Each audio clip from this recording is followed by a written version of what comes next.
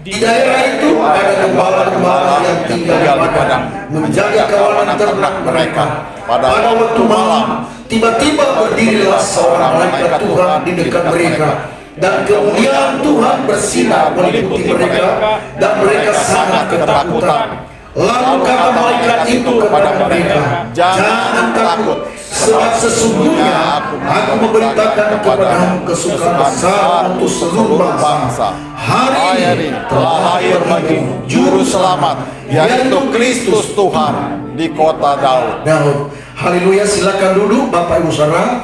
Tuhan memberkati kita sekalian.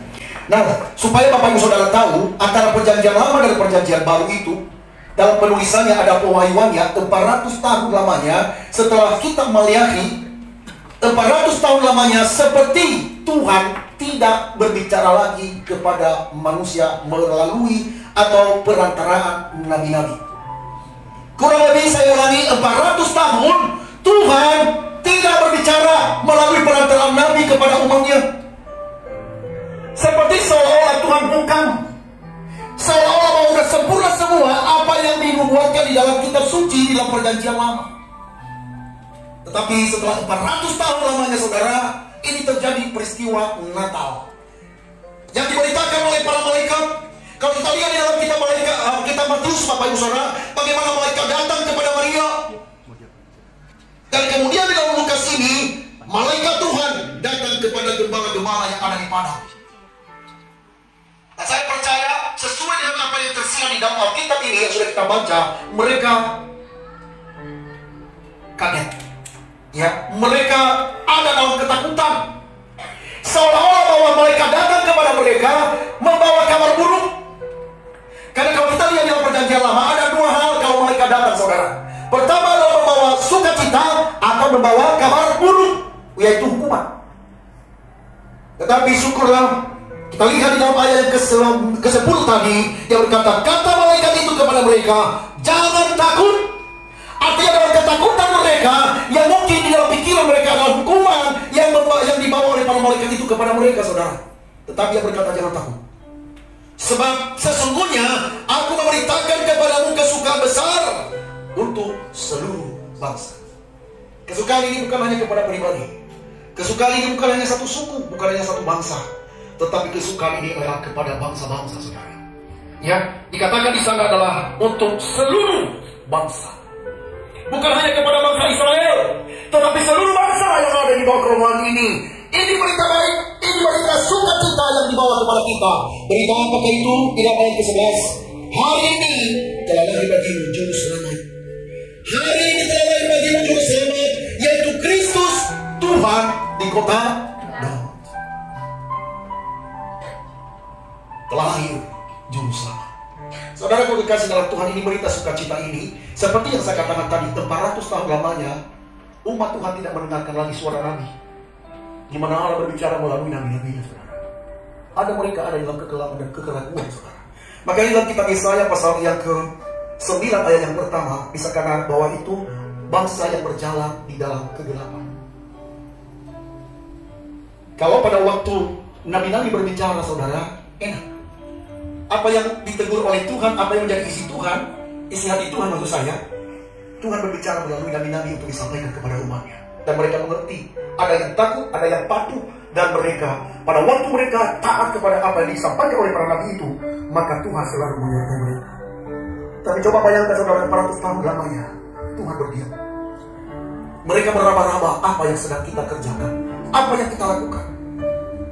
Tapi syukur saudara, pada masa kelahiran Mesias itu, yang berkata, malaikat datang kepada para gembala, hari ini telah lahir bagimu Juru Selamat, yaitu Kristus Tuhan di kota Daud. Makanya kalau ada orang yang mengatakan, di mana ada buktinya bahwa Tuhan itu, Yesus itu adalah Tuhan? Di mana mereka berkata, banyak orang yang berkata, saudara, yang belum mengenal sungguh Tuhan, bahwa Yesus itu dianggap sebagai Tuhan itu pada tahun 365. Ini ngaco dan ini berita hoax. Berita yang benarnya adalah pada waktu malaikat datang kepada para gembala yang berkata bahwa hari ini telah lahir bagimu Juru Selamat, yaitu Kristus Tuhan di kota Daud. Jadi keluar daripada Juru Selamat dan menjadi Tuhan bagi kita bukan karena pengakuan manusia,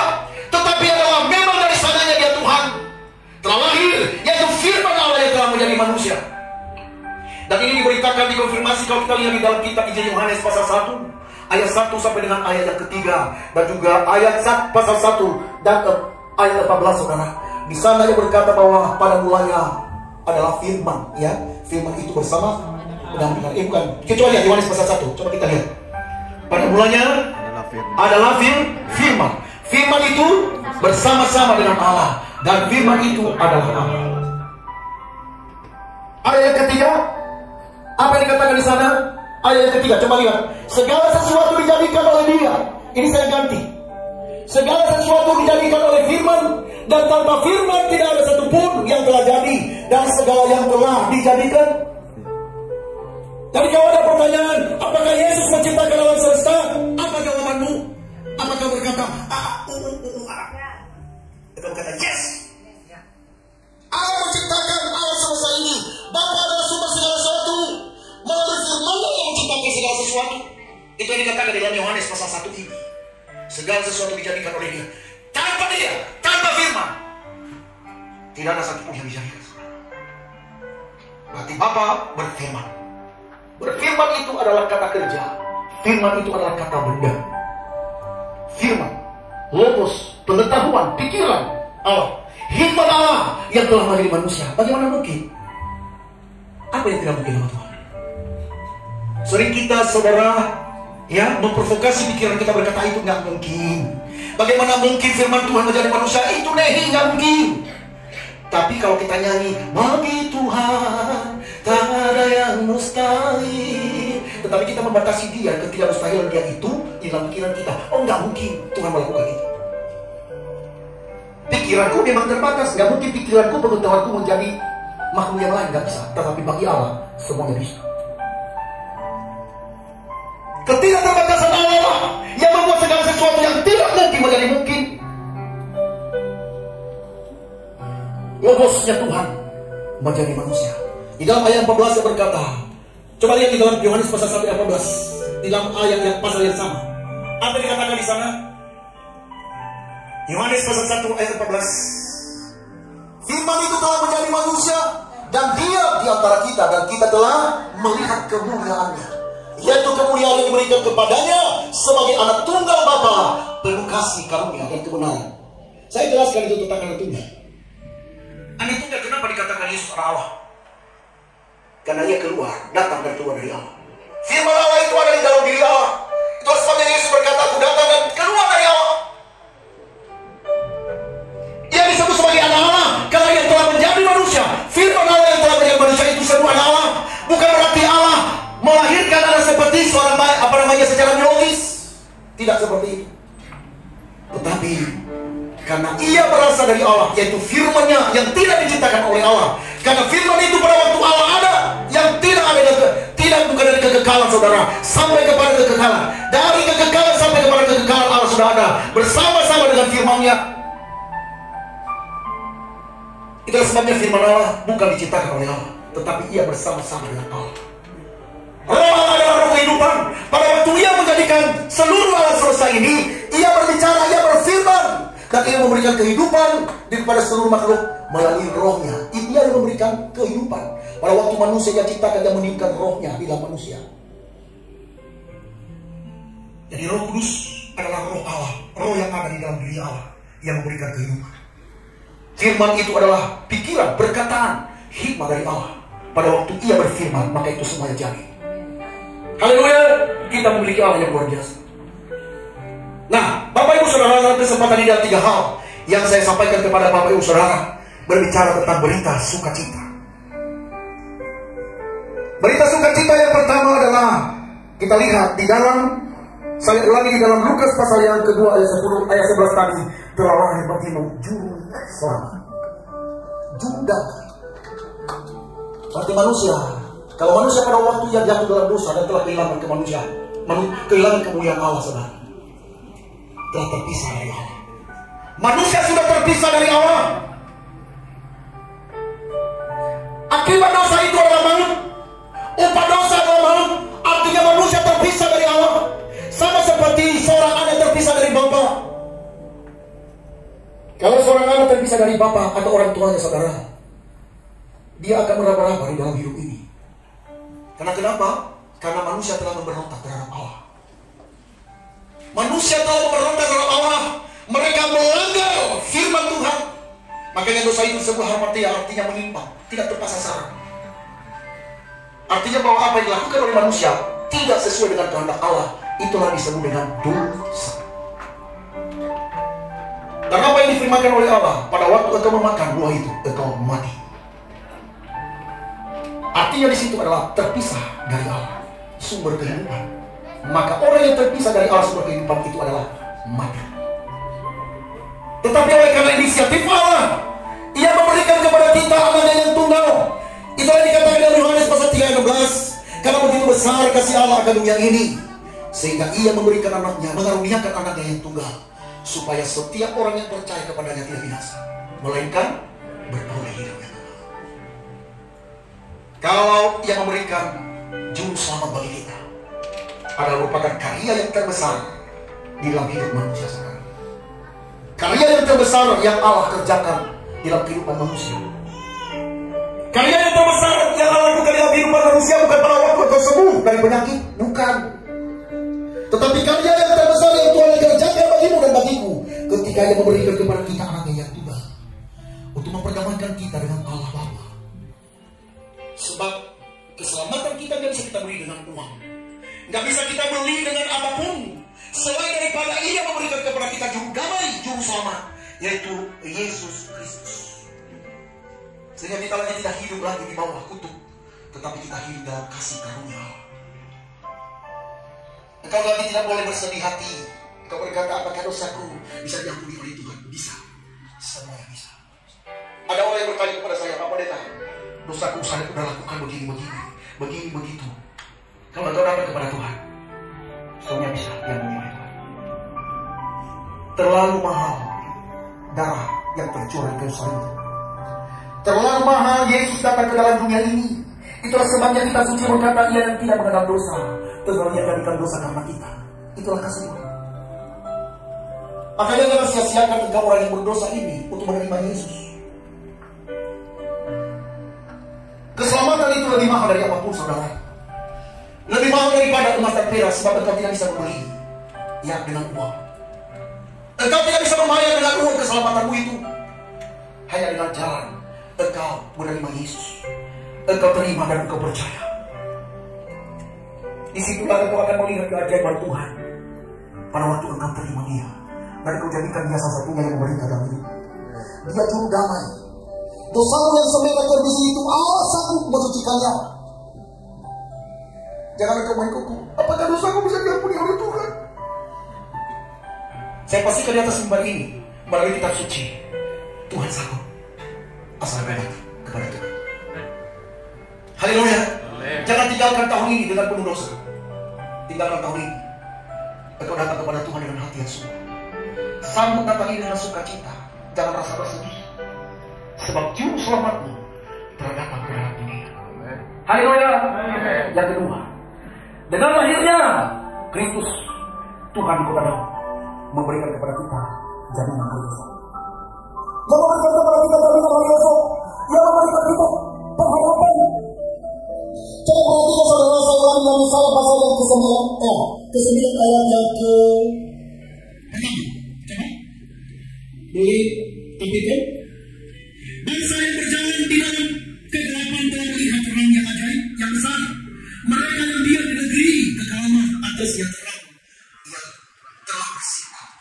Ya, saya ulangi, bangsa yang berjalan di dalam kegelapan di mana tidak ada pengharapan. Orang berapa? Apa hendak aku lakukan supaya menyenangkan hati Tuhan? Saudaraku, ada kebutuhan manusia yang fundamental adalah mencari Tuhan. Hanya mereka tidak mendapatkan jalan keselamatan itu, mereka meremehkan saudara.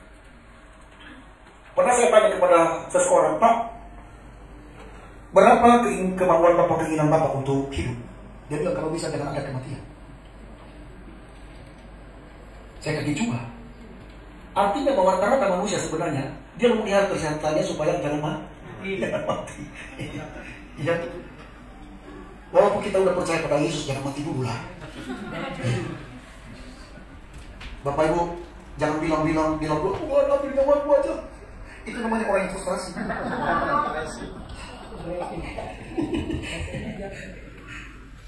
Kau doakan Tuhan berikan aku panjang umur, berikan aku kesehatan.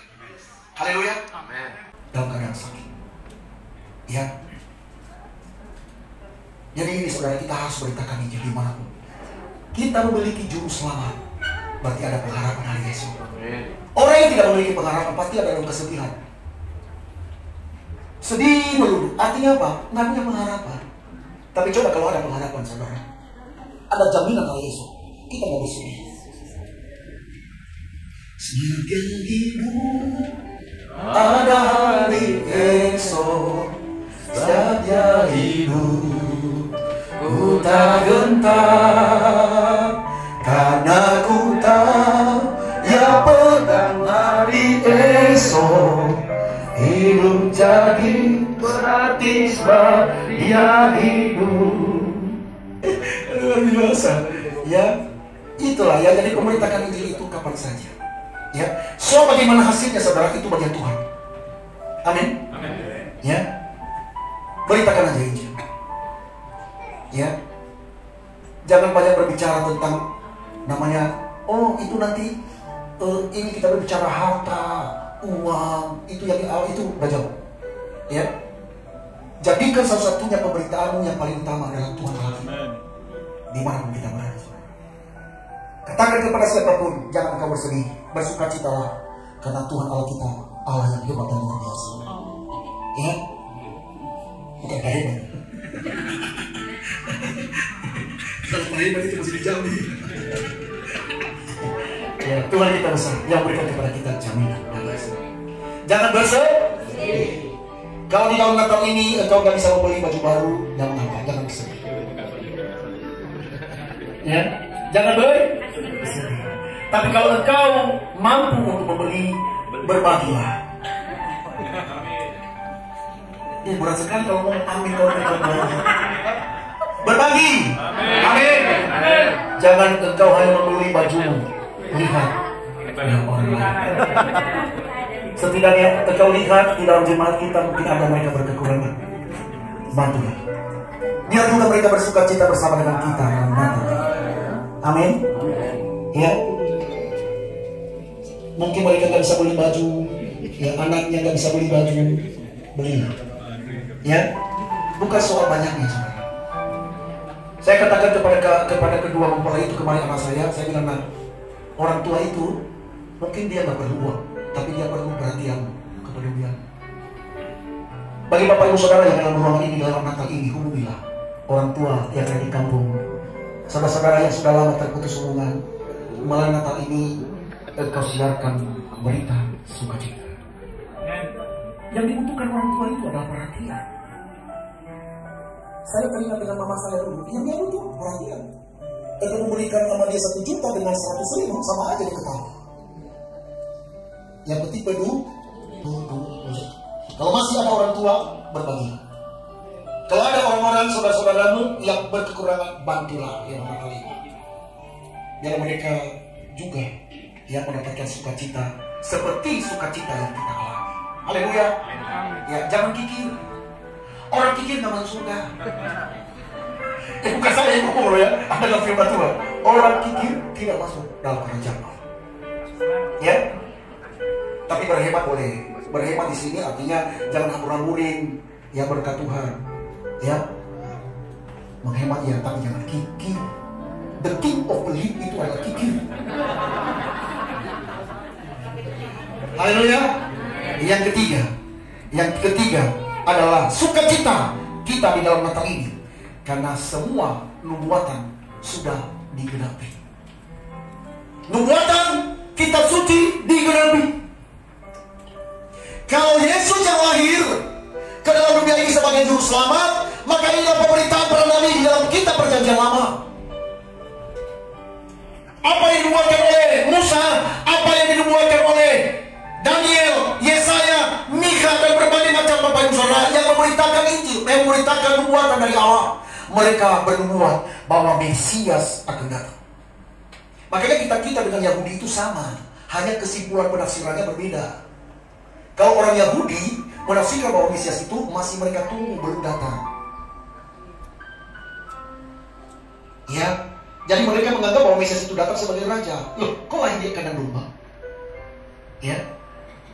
Jadi kalau orang mengobok-obok kita, oh itu kan orang Yahudi kan mengaku Yesus. Iya, kesimpulannya aja. Tapi kita suci yang akan mengatakan di setiap mulut, setiap lutut berteluk, setiap lidah mengaku bahwa Yesus Kristus adalah Tuhan. Oh, mereka tidak percaya bangsa Israel. Itulah sebabnya Injil diberitakan kepada bangsa-bangsa. Itu semua ada di dalam kitab suci. Oleh karena ketidakpercayaan mereka, makanya pemberita Injil disebarkan ke seluruh bangsa-bangsa. Itulah biasa. Kalau ada yang berkata bahwa itu mereka masih menunggu Mesias akan datang, tetapi kita tidak berumat perjanjian baru percaya dalam penghasilan bahwa Mesias itu sudah datang. Itulah yang disebut malaikat tadi, juru selamat yaitu Kristus. Kristus adalah Kristus. Kristus itu dalam bahasa Yunani bisa diterjemahkan dulu dalam Ibrani adalah Mesias Hamasia, yaitu juru selamat. Ya, jadi juru selamat. Baik itu kita suci di dalam perjanjian lama, berarti ada pengharapan Mesias akan datang. Apalagi di dalam kitab perjanjian lama menegaskan bahwa juru selamat telah datang, berarti pengharapan sudah digenapi. Haleluya, luar biasa. Jamaah datang ke hadirat Tuhan dengan hati yang penuh sukacita. Datang ke hadirat Tuhan dengan senyum dan muka yang gembira. Nah, Natal ini jangan ada yang bersedih. Jangan bersedih. Coba lihat kiri kanan, jangan bersedih.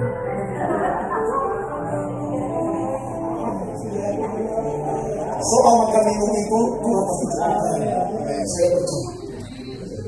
Yesus yang berjanji loh, lihat bumbung di udara.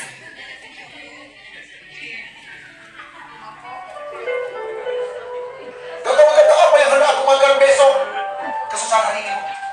Kalau tidak ada makanan hari ini, makan di gereja. Soal hari besok ada kesusahannya sendiri. Amin. Iya. Itulah sebabnya jangan kau berkata apa yang akan kami makan hari esok. Ya, udah hari ini dulu. Hari besok itu ada kesusahannya sendiri. Burung di udara, lihat burung yang di udara tidak menabur, ya, dan tidak menuai. Namun Bapamu di surga memelihara. Lihat burung bakung, tidak mengarang, tetapi Tuhanmu mendadaninya. Salomo dalam kekayaannya tidak pernah memakai seindah daripada bunga bakung itu. Apalagi kami orang yang percaya. Ya, kalau engkau memeteraikan firman ini dalam hatimu, engkau tidak bersedih lagi sebenarnya, sukacita. Kemarin di pesta kami, saya melihat karena udah lama saya nggak berkumpul dengan saudara-saudara saya. Ada yang sudah dibawa, masih adik saya sudah seperti nenek-nenek. Mereka tanya sama saya, apa rahasianya sih ada yang muda? Saya bilang, sapa dulu loh Tuhannya. Sukacita. Dengar jemaat kekasih, sukacita. Itu adalah obat awet muda. Hati yang gembira adalah obat, tapi hati yang semangat yang patah kering. Coba lihat opung Arta. Semangat. Coba lihat opung Noel 76 tahun, 77. Iya, coba lihat. Kalau lihat opung Noel itu kalau adu lari, ayo. Belum lihat opung Noel kalau berenang. Bapak ibu saudara kalah. Umur 60 lewat. Ya, saya pernah melihat waktu kita beli gedering, itu orang yang mantap juga. Ya, itulah yang ada sukacita itu. Belum terlambat bagi Bapak ibu saudara, sukacita. Kita bersukacita karena ada harapan hari ini. Ya, dan kita juga bersukacita karena membuat kita suci di dunia. Artinya saudara, apa pesan di situ? Artinya bahwa Alkitab ini adalah firman Allah. Maka yang melihara firman Tuhan ini dalam hati, percaya. Kalau kau percaya apa yang dikatakan oleh Tuhan di sini dan melakukannya, maka berbahagialah hidupmu sepanjang umurmu. Engkau akan disertai Tuhan. Tetapi kalau engkau menyimpang dari kitab suci, ya, kekalahan, ya, kita akan menjadi orang yang gagal dan gagal dan gagal. Tetapi kalau engkau memegang janji Tuhan ini, sekalipun engkau hari ini dalam keadaan gagal, Tuhan akan menjadikan itu jadi kemenangan. Itu yang dikatakan oleh Tuhan Allah kita dalam firman Tuhan. Allah pun bekerja dalam segala sesuatu untuk mendatangkan kebaikan bagi orang yang mengasihinya. Ya, apa yang jadi persoalanmu hari ini? Apakah itu keluargamu lagi bermasalah? Datang kepada Tuhan. Jangan adukan kepada tetangga masalah keluargamu. Engkau kecewa. Nanti dia bilang sing so. Iya, ya. Tapi engkau datang kepada Tuhan, karena Ia yang berkata, janganlah hendaknya kamu khawatir tentang apapun juga, tetapi nyatakanlah kepada Allah dalam doa dan permohonan dengan ucapan. Dia tempat curhatmu. Ya, kalau saya pakai bahasa anak muda, dia tempat curhatmu. Ya, dia tempat di mana kita meletakkan harapan kepada. Dan pengharapan di dalam Dia tidak akan mengecewakan.